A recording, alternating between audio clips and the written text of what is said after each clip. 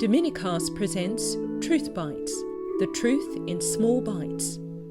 Conscience, freedom, truth, and rights and duties. Truth Bite 7. Conscience, emotion or truth? Everyone follows their conscience, right? Well, it depends on what you mean by conscience. For many people, conscience is just that deep down emotional stirring that moves them to make this or that decision, do or maybe avoid this or that action.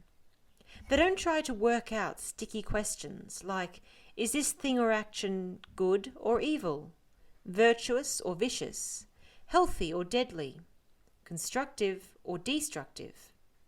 They don't need to, because their rule of life is based on the simple question, what do I want right here, right now? What's going to bring me the most pleasure, satisfaction, success, money, or kudos? For people who believe in God and in the goodness of the human nature He has created, conscience is a very different matter. To start with, conscience is not a physical function, but a spiritual one. It's a work of my soul and certainly not of my gut. This means that it works in the part of me that is truly me, the part that thinks and loves and chooses. My conscience is inbuilt, planted in me by God who speaks to me, gives me the power to know right from wrong, good from evil. It's like a built-in navigation system. If I don't block it out with my own likes and dislikes, it will let me know what's truly good and what's not. And every human being has this inbuilt sense of right and wrong. It's like a law written on every human heart, the same law for everyone, young and old, from every race and place and in every age. And the standards are the same for everyone. They're God's standards, the standards of our Creator. We all know about the 10 Commandments given by God to Moses, and we tend to think of these as some ancient do's and don'ts that in no way apply to our sophisticated modern age. In fact, these commandments are the natural law, the laws written into our nature by God. They guide our consciences towards a good life, which in the end is a happy life. When I make negative choices, when I do mean or unjust or even evil deeds, and try to cover myself by claiming that I'm following my conscience, clearly I'm not following my conscience. We all try to cop out, avoid our responsibilities in life by inventing a little voice inside that tells us just what we want to hear. This is just our ego at work, and if we're honest, we know it. The reason for most of the confusion when it comes to conscience is that many people don't know God, don't care whether He is there or not, are not interested in listening to Him. So naturally, consciences are deaf and blind to His plans for human life. So naturally, people fall back on gut feelings and selfish inner voices, or even zodiac signs to guide them in their choices. Our conscience, just like our mind, needs some lifelong formation and input. For if our ideas and value systems are formed by the materialism and other isms society pumps into us, then our chances of God breaking through to our conscience with His concepts of goodness and virtue are very slim. In the end, if we want to be responsible for our own lives and choices, we can't afford to sell our consciences to the media or to the demands of political correctness. Conscience is strictly God's territory, where He has the last say.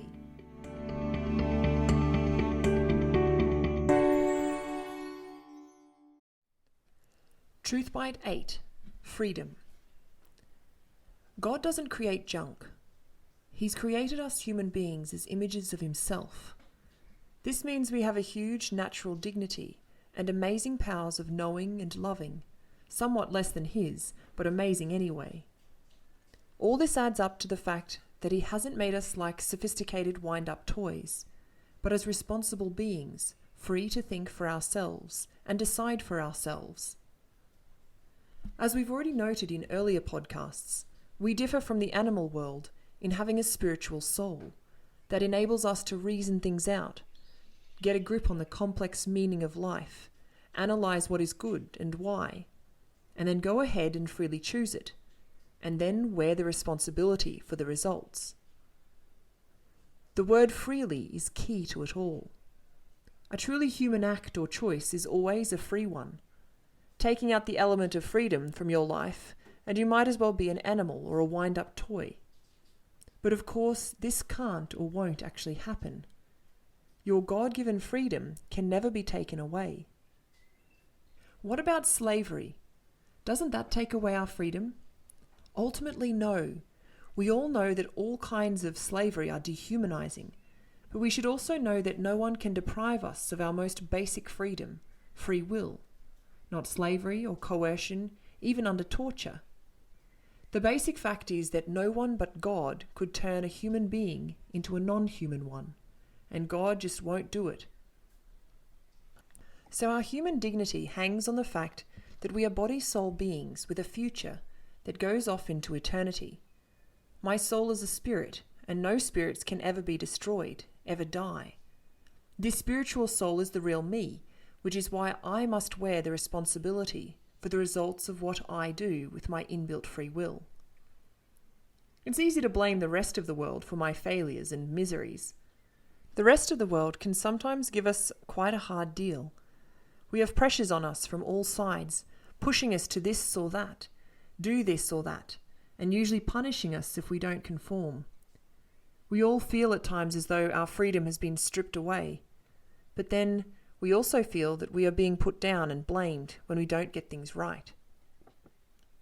Most people think freedom is a lack of restriction, a license to do whatever we want. But when you think about it, real freedom is the choice of what is good.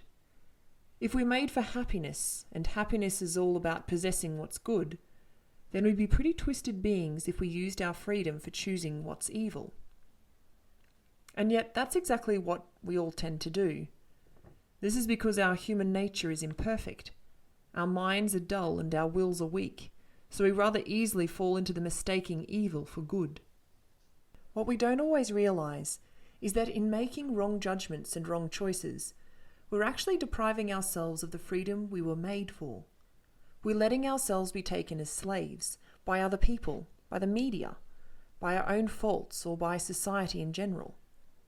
Maybe we didn't realize what was going on. Maybe we weren't fully responsible for the mess we find ourselves in. In any case, our human dignity is going to be badly battered by all this. It's a wake-up call we should definitely take note of, if we want to escape slavery and get that dignity back. The Catholic Catechism puts it very neatly. The choice of evil is an abuse of freedom and leads to the slavery of sin. Something to consider in a quiet moment.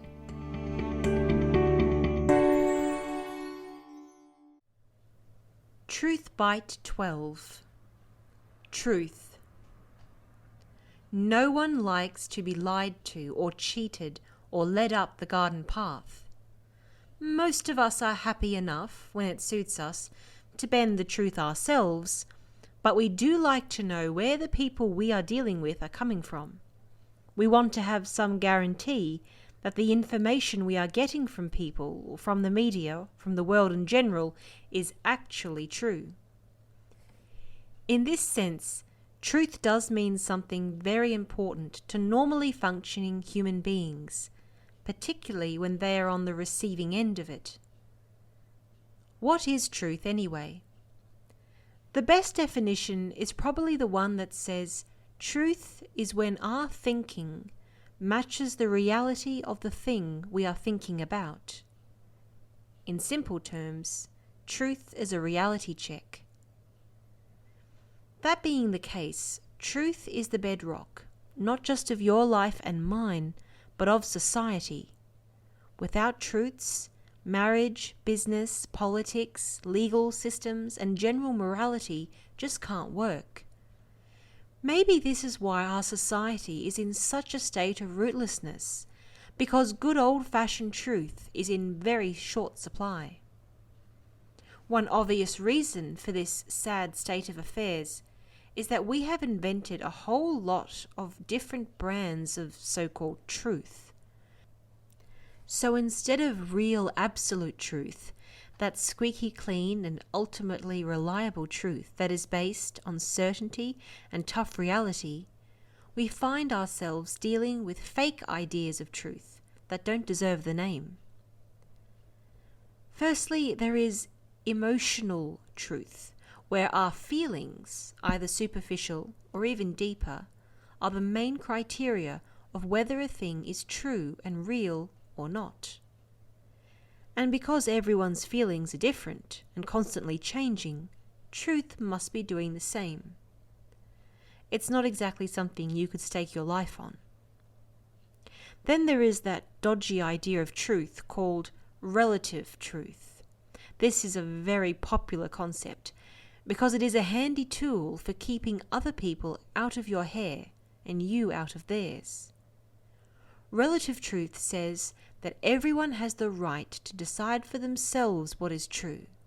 So, you can have your truth if you'll let me have mine.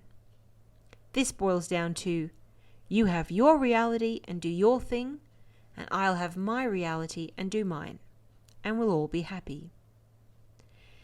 If you think about this for a few minutes, you'll agree that this comes straight from Fantasyland and is never going to work, and in real experience doesn't work in marriage, family, commerce, politics, legal systems, or basic morality.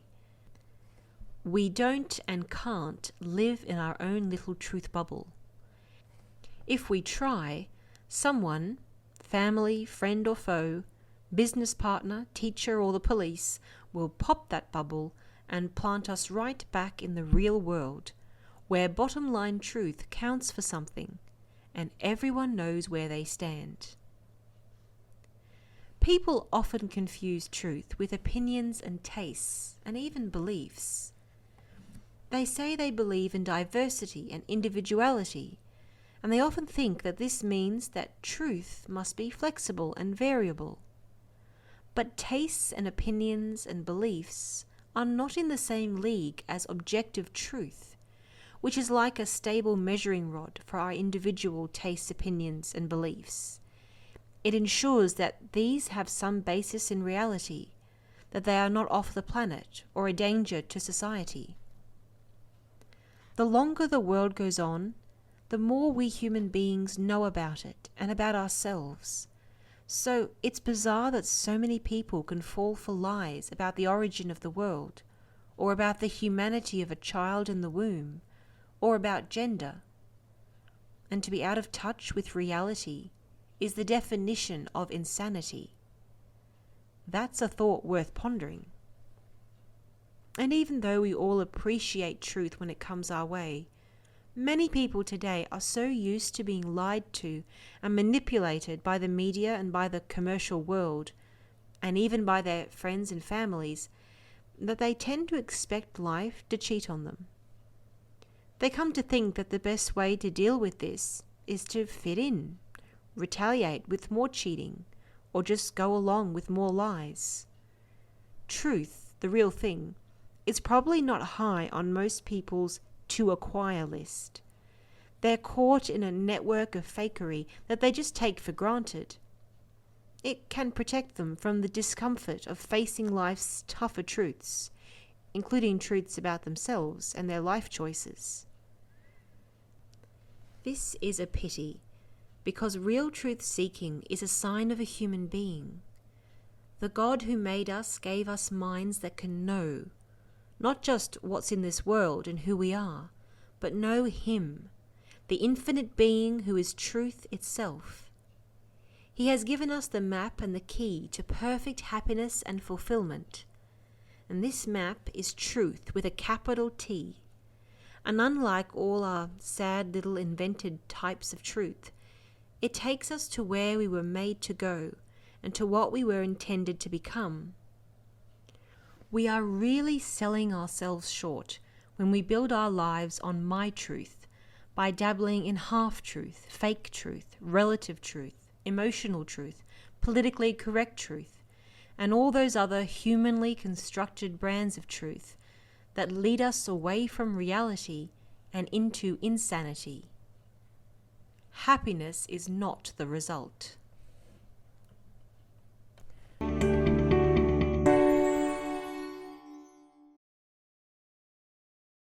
My rights, my duties.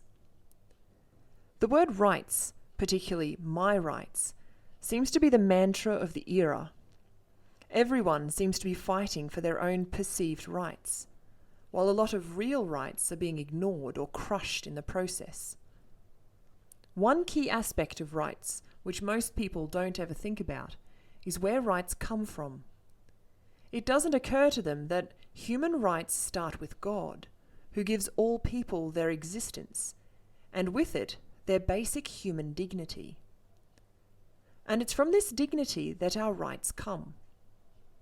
My rights stem from the fact that I'm a unique person, a being with my own powers of thinking, loving, and choosing. But it's also true, fortunately, that I'm not the only being in the universe. Most of the most basic rights I have relate to my right to live, to work, to think my own thoughts and speak my mind, to exercise my free will and my conscience, and to worship according to my religious faith. But of course, there's no such thing as an open-ended right to choose just anything, anytime, anywhere. All rights, even these basic ones, have boundaries. God hands down authority to other authorities, like the state, to look after people's rights and balance them fairly. We all know that some, maybe many authorities, abuse this and completely destroy the rights of the people under them, and even destroy the people themselves.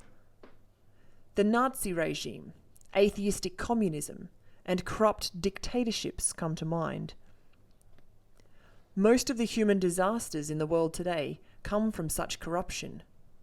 But they also come from pushy individuals or pressure groups who want to claim their so-called rights while depriving the majority of theirs. One example of this is where LGBTI groups have pushed for school programs like safe schools, which promote their lifestyle. And parents often have no right to withdraw their children from these. Another example of rights gone wild is the gender theories that push for the rights of children to invasive and irreversible sex change operations without their parents' consent. And people who want to use their own freedom of thought, speech, or religion to counter these are liable to be gagged or prosecuted under hate speech laws. If we as individuals and society as a whole are going to flourish, we need to take on board a few important facts about rights and duties. Fact 1. All rights come from God. No one can claim a right outside God's plan for human life. No one, for example, can claim a right to abort a child. Fact 2. Authorities, like parents, the state, schools, and so on, have the duty to look after the rights of those under them and not to deny them the most basic human rights of life, conscience, freedom of thought, and religion. Fact 3. No one has a right to do evil. Fact 4. Rights are meant for our happiness, but also for the happiness of other people. So my rights are never stand alone, but always have to be balanced against the rights of others. Fact 5. All rights have duties attached to them. The more rights, the more duties. Some people are rights happy and want their rights free of charge and without responsibilities. Finally, fact 6. Rights have nothing to do with feelings. No one has a right to feel safe, affirmed, happy, loved, or whatever. It's not the same as the right to be as safe, affirmed, happy, or loved as a person deserves.